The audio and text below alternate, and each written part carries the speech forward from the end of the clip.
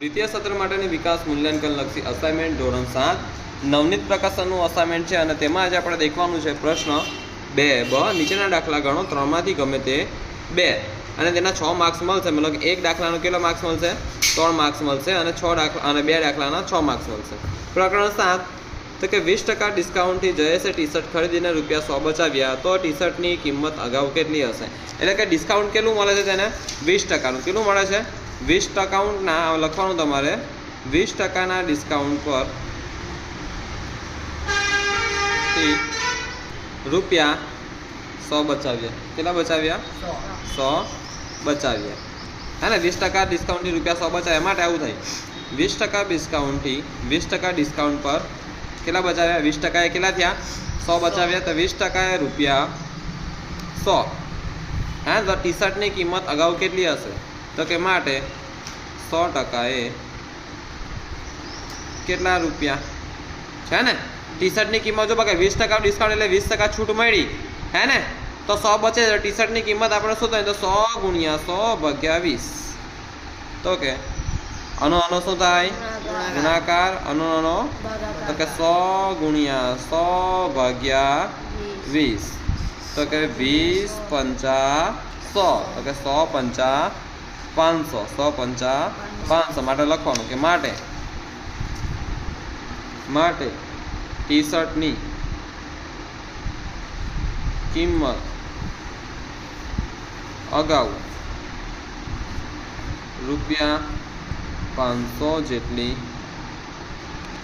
હશે. કેટલી હશે રૂપિયા 500 જેટલી હશે હા ને રૂપિયા 2000ની ખરીદી પર 12% ડિસ્કાઉન્ટ મળે છે. જો રૂપિયા 2000ની ખરીદી કરીએ તો કેટલું વળતર મળે તો હવે 2000ની ખરીદી પર કેટલું મળે છે 12% ડિસ્કાઉન્ટ એટલે શું બકા તમને છૂટ મળે હે ને ડિસ્કાઉન્ટ બરાબર કે આટલા ટકાની તમને છૂટ મળશે બરાબર તો લખવાનું તમારે 12000ના રૂપિયા 2000ની ખરીદી પર 12% ડિસ્કાઉન્ટ મળે. કેટલા ટકા ડિસ્કાઉન્ટ મળે 12% ડિસ્કાઉન્ટ મળે છે. કેટલા ટકા 12% ડિસ્કાઉન્ટ મળે છે માટે તમારે શું કરવાનું માટે રૂપિયા 2000ના કેટલા ટકા કરવાના 12% બરાબર 2000 જઈ ના હોય ત્યાં શું કરવાનું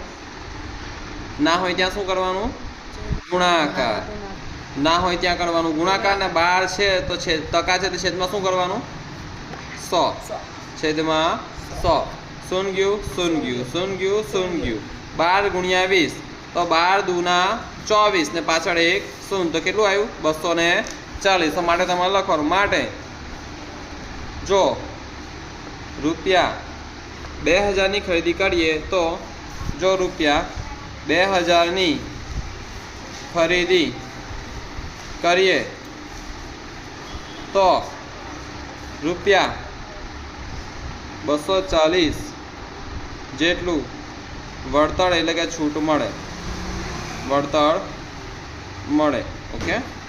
ઘનશ્યામે સ્વેટર ખરીદ્યું જેમાં 25% ડિસ્કાઉન્ટ મળતા તેને 200 રૂપિયાની બચત કરી તો ડિસ્કાઉન્ટ મળતા પહેલા સ્વેટરની કિંમત કેટલી હશે 25% એ કેટલી બચત કરી 200 રૂપિયાની તો 100% એ કેટલું થાય આપણે એ કરવાનું બરાબર 25% એ 200 તો 100% એ કેટલા છે ને પહેલા લખજો કે આવું લખજો ઘનશ્યામે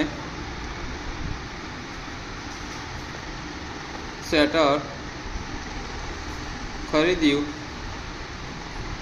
તેમાં 25%ની શું મળ્યું ડિસ્કાઉન્ટ મળ્યું કેટલાની તેમાં તેણે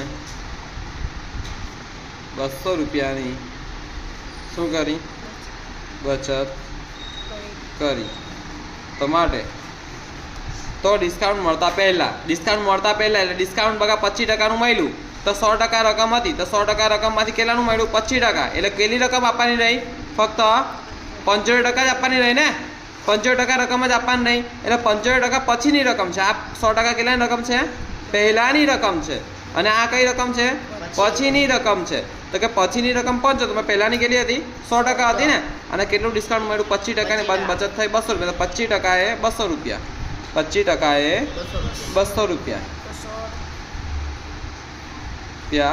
200 માટે પહેલા કેટલી ટકા હતી 100% હે ને પહેલા એટલે કે 100% એ માટે 100% એ કેટલા રૂપિયા? આનું શું થાય? તો કે 100 ગુણ્યા 200 ને આનું શું થાય? 25 ચોકુ 100, 200 ચોકુ 800, હે ને? 2 ચોકુ 8 ને 2 0 0, તો માટે લખવાનું માટે રૂપિયા 2000 ની ખરીદીએ, ના સોરી આપણે અહીં છે ને, માટે ડિસ્કાઉન્ટ મળતા પહેલા, માટે ડિસ્કાઉન્ટ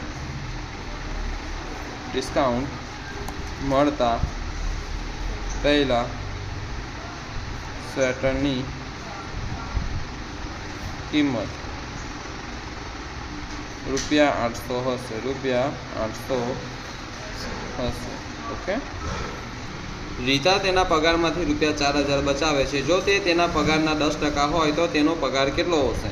તો સિમ્પલ ભાષામાં 10% કેટલા? 10% હોય ને, શું હોય? 4000 હોય.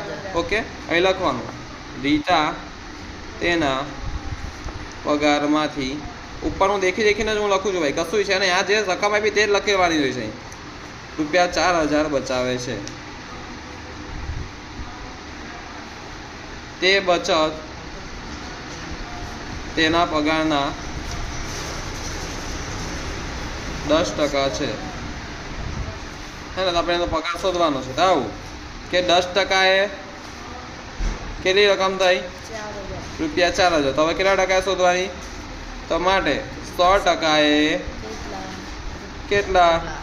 આનું શું થાય? તો કે 100 ગુણ્યા 4000 છેદમાં 10, શૂન્ય ગયું 4000 દાન, એક શૂન્ય લગાડી દેવાનું, તો કેટલા થાય? 40000, હે ને? અહીં 4000, 3 શૂન્ય છે, એક શૂન્ય લગાડી દો, 40000 થઈ જાય. તો આથી માટે રીટાનો પગાર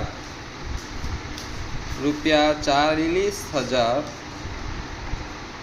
હશે. કેટલો હશે? રૂપિયા 40000 હશે.